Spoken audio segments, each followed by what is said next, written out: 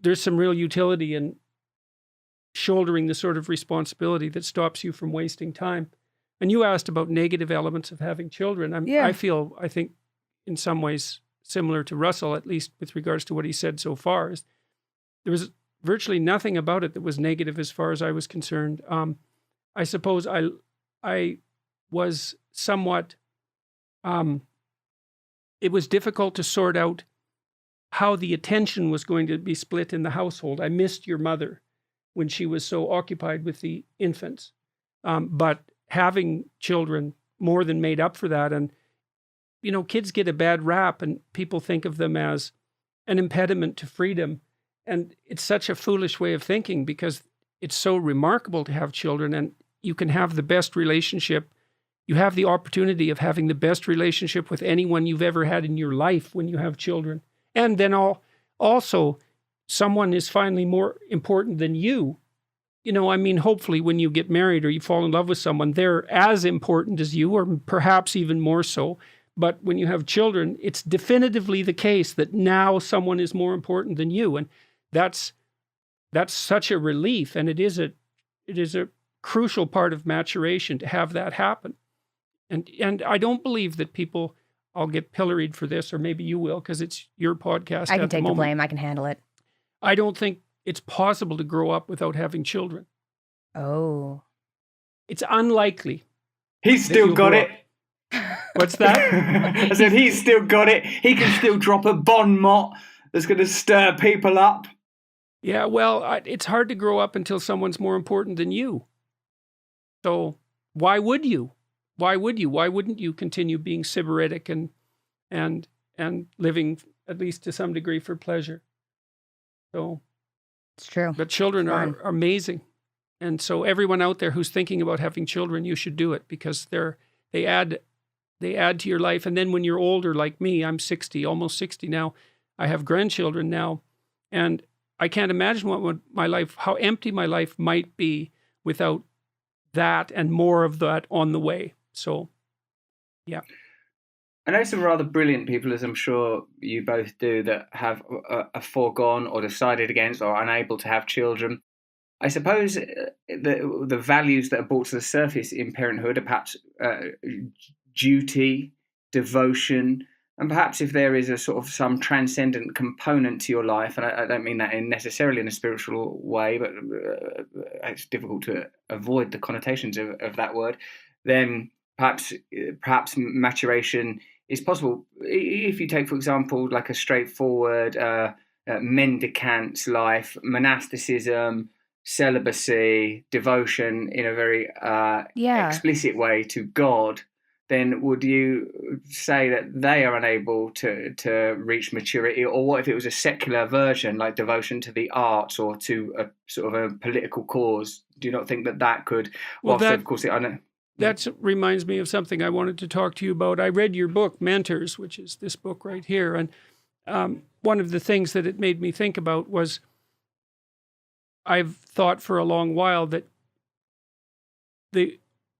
one of the processes that marks the transition from childhood to adulthood is apprenticeship.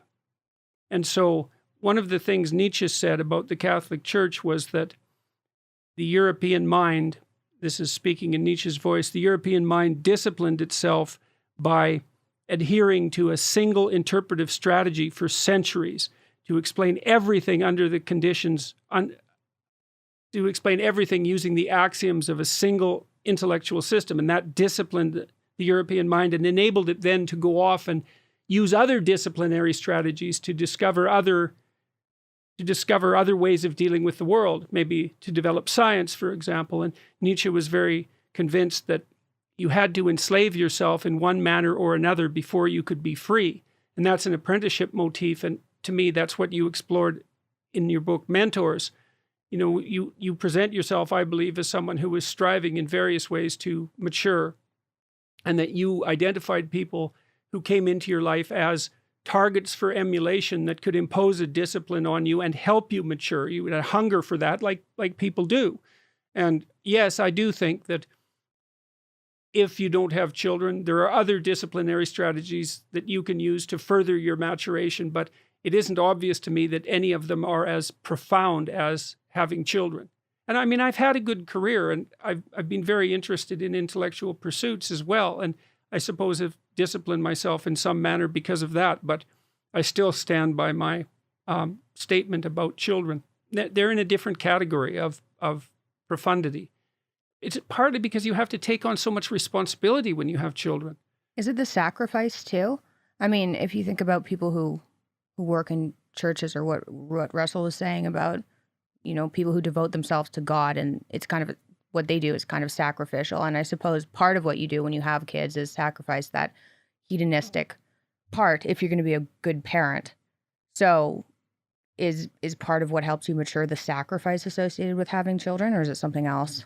I don't know if that's part of what helps you mature, or if that's a definition of maturation, is that it's a sacrificial act. But, people often think of sacrifice in terms of loss, but the reason you sacrifice fundamentally is to gain something higher. That's the sacrificial motif. You give up something that's attractive in the present, but the purpose of the sacrifice is to organize things more effectively at a higher level of being. So, and that is maturation. That's the forestalling of immediate pleasure for medium to long-term well-being, and maybe for more than you as well. Okay. I have a question, even though I know it's not my podcast. When you transduce a metaphysical idea like sacrifice, and sacrifice as an evocation of a greater power further down the line, and you transduce it into materialist and rationalist terms, perhaps to make it more relevant to a cultural group that don't think in that way anymore, do you think that we risk missing an essential part of the mystery, that much of the devotional life by its nature doesn't have a direct translation in secularism, i.e., of course, yes, I've heard you say before, Jordan, that it's as if there were a father that's a stern father that's going to guide you and discipline you and chide you into being a stronger man or woman. But but I feel too that there is something that through sacrifice we are also acknowledging that on this plane of being, all our needs cannot be met. In fact, really all we can do is generate need, and by sort of sacrificing food or sacrificing something important, we reaffirm our connection to the sublime. Okay, well, I think that whenever you bring a transcendent concept in some sense down to earth, you risk inappropriately constraining it if you assume that your act of bringing it down to earth has explained it fully. So I don't believe that my explanation of sacrifice explains it fully. And so I think you can retain that. You can retain the advantages of ineffability. For example, if I assess a piece of literature or a film and make its metaphysical presumptions more explicit, I don't believe that necessarily takes away from the film. It can, because it can be reductionistic, but it can add an additional, by furthering understanding, it can add an additional layer of utility to the experience. I've tried to do that with the biblical lectures I've done. For example, I'm not trying to explain everything away, although I do think that, generally speaking, you should use the simplest explanation that's at hand. So it's a risk, but hopefully it can be a risk that is fundamentally productive. Yeah, I reckon that I suppose that mentorship and education is dependent on crossing this space between the ineffable and the at least palpable or the apprehendable to some degree. Well, that's the thing, is that if the ineffable stays entirely ineffable, then you can't put it to use. And I think you're absolutely right that the mentorship does that, because, and there's a profound religious instinct there, and I think it was really operating in you. You make reference to it a number of times. For example, you had, by your own admission, a strong tendency to romanticize the women in your life. You say you deify them in some sense, or maybe more accurately, you perceive them that way to begin with, and then over time, in some sense, the stars fall away from your eyes. But that's the action of an instinct. That would be the anima projection from a Jungian perspective, is that there's an instinct in you that's pushing you towards development, and the way it manifests itself is by illuminating certain elements of your experience. And that might occur, for example, when you meet a male figure who you admire, who you then start to imitate. It's the deep workings of your unconscious illuminate that figure and make him, say, stand out against the background, because you've apprehended that there's something about his pattern of being that addresses a lack in yours. And the same thing can happen in romantic relationships, and that can also not be purely illusory. In some sense, when you have a romantic relationship with someone, you are chasing the divine in each other. Now, both of you may fall short, and the relationship may fall apart, but by seeing the divine in the person that you fall in love with, you also invite them to manifest that, and by opening the door to that, they're actually more likely to manifest it. It's very complex. It's very complex and sophisticated instinct. Incredibly complex. I understand this. I have experienced this. I recognize that I have spent a lot of time through my inability to comprehend my own psychic energies. I've projected onto another resources that were available, perhaps through tutelage within myself. One of the mentors that I write about in that book, who has been incredibly valuable in my life, when we first met, by synchronicity or chance, gave me a copy of the Robert Johnson's book on gold and inner gold, which is a sort of an essay on mentorship and having, holding one another's gold.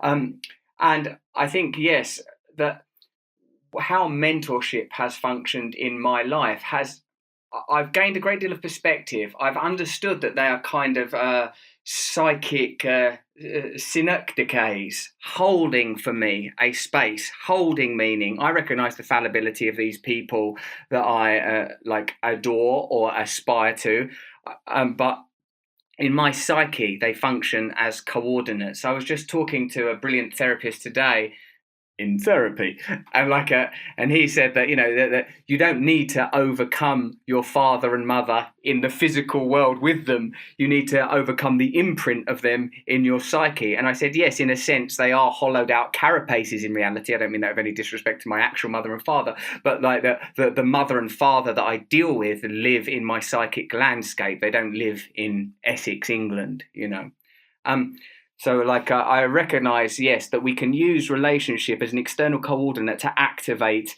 dormant psychic energies. So there's a kind of reductionism in that too, in some sense, right? Because by doing that, you reduce the experience of the divine in someone else to activation of an unconscious complex, let's say. But one of the things you point out in the book, and it's possible to go deeper than this too. One of the things you point out in the book is that when you allow or ask or invite someone to be your mentor, you also allow them to manifest that element of them that's most mentor-like. And they can do that independently to some degree of their other flaws. Just like when you're a parent, a father, you can act paternally as a figure of authority, even though you are by no means a perfect figure of authority. The child still needs you to be the best authority figure that you can be, despite your flaws, and you will manifest that. But that's also not false, because the ideal that we're all chasing, we don't know what its ultimate reality is. If you have an instinct towards further development, let's say, what that means is that there's something about you that could be greater than it currently is. And we don't know the limits to what that currently greater could be. And that's where the idea of mentorship, let's say, shades into something like religious worship, because I suppose if you think about the Christian world, the ultimate mentor is Christ. And you could say that being a Christian, or you could say that being a psychologist, and if you said it being a psychologist, you would say, well, it's by definition that the ultimate mentor is Christ, and what Christianity has been as it unfolds itself over the last 2,000 years is an attempt to engage all of the people within that belief system in a dialogue about what that ideal actually constitutes. You know, and there's tradition that feeds into that, the biblical stories and the corpus of tradition that goes along with that, but all of it is a collective attempt to specify that ideal so that people can use it as a target to further their development. And that's not delusional. That furthering of development is unbelievably useful practically.